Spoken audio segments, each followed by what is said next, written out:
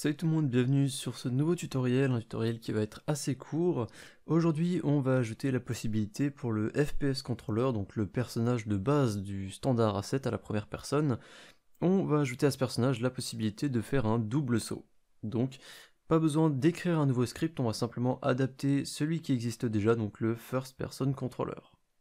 Vous pouvez donc ouvrir ce script, alors le script que j'ai est vraiment celui de base, donc vous devriez avoir à peu près le même. On va commencer par ajouter une nouvelle variable qui va s'appeler double jump. Et c'est sur cette variable qu'on va se baser pour créer notre système. On va ensuite descendre dans la fonction update et à l'intérieur de la condition if inverse de previously grounded et characterController.isGrounded, on va passer cette fameuse variable double jump sur true. On va encore descendre un petit peu cette fois-ci dans la fonction fixedUpdate et on va remplacer le else qu'on a ici, donc après if characterController.isGrounded, donc on va remplacer ce else par if inverse de m characterController.isGrounded.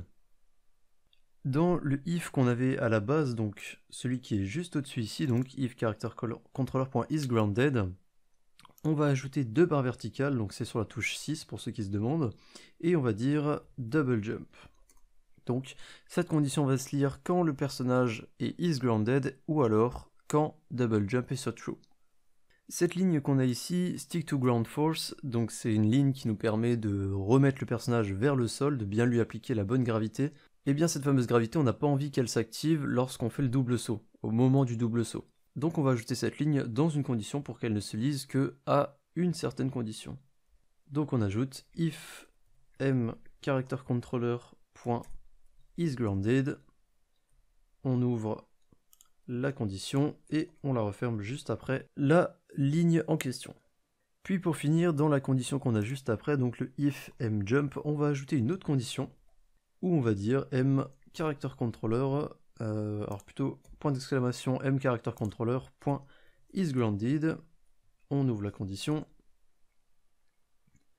et on va simplement y ajouter double jump égale false. Et on peut sauvegarder le script, c'est tout ce qu'il y a à ajouter. On va pouvoir tester notre script, je vais appuyer sur play, alors normalement on devrait pouvoir voir une nouvelle variable qui s'est ajoutée double jump ici. Donc je peux déplacer mon personnage, je peux sauter de manière normale, et lorsque je suis en l'air et que je rappuie sur la touche saut, je peux ressauter. Donc je saute une fois, deux fois, et mon personnage retouche le sol. Vous pouvez aussi voir qu'on ne peut pas sauter à l'infini, hein. Donc si le double jump est déjà consommé en quelque sorte, qu'on l'a déjà utilisé, eh bien on ne peut pas sauter encore une nouvelle fois. Et donc ce saut, qui normalement est impossible de base, en sautant une seule fois, devrait maintenant être possible, je pense, grâce au double saut. Et voilà. Alors comme vous l'avez vu, je suis pas trop rentré dans les détails au moment de l'écriture du script. C'est parce que le script est en fait assez simple, ou plutôt les modifications qu'on ajoute sont assez simples et assez logiques.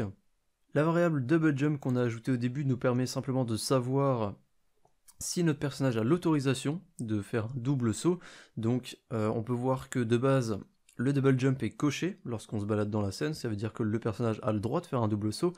En revanche, après qu'il ait fait le double saut, on passe simplement cette variable sur false, ce qui nous empêche de refaire encore une fois des sauts à l'infini, donc un troisième, un quatrième, etc. C'est la raison pour laquelle, dans la fonction update, on a ajouté cette ligne double jump égale true, qui nous permet de faire un double saut lorsque le personnage est au sol. C'est-à-dire qu'il est au sol, il n'a pas encore sauté une première fois, mais on autorise déjà à l'avance qu'il aura le droit de faire un double saut au moment où il sautera, pour la première fois. En ce qui concerne les lignes qu'on a dans la fonction fixedUpdate, on a maintenant une condition qui se lit lorsque le personnage est au sol, ou alors lorsqu'il a le droit de faire un double saut. Si le personnage est au sol, alors on fait en sorte qu'il soit toujours tiré vers le bas, tiré vers le sol. Donc on a bien le rigid body qui fait son effet, et notre personnage respecte bien l'idée de gravité de notre scène. Ici en fait on a simplement la condition de saut, ou du moins vraiment le cœur de la condition de saut de base de notre personnage. Ici ça veut dire tout simplement que si le personnage saute, eh bien on va lire toutes les lignes de base, donc on va jouer le son de saut par exemple avec play jump sound, on va déplacer vers la direction Y en fonction de la variable jump speed, donc on va en fait déplacer le personnage vers l'axe vertical, vers le haut, en fonction de jump speed, donc pour savoir à quelle hauteur il va sauter, etc. Et on va ensuite placer jump sur false et jumping sur true. Donc ça c'est vraiment les lignes de base, et nous on a simplement ajouté ça pour faire fonctionner le double saut. Et surtout pour reset double jump sur false, pour éviter qu'on puisse sauter à l'infini, un troisième, un quatrième, un cinquième saut, etc. Bref, comme je l'ai dit, le script est assez court et plutôt simple. On a juste fait quelques petites modifications par rapport au script de base. J'espère que ce petit tuto vous a plu et moi je vous dis à la prochaine pour d'autres tutoriels. Salut tout le monde!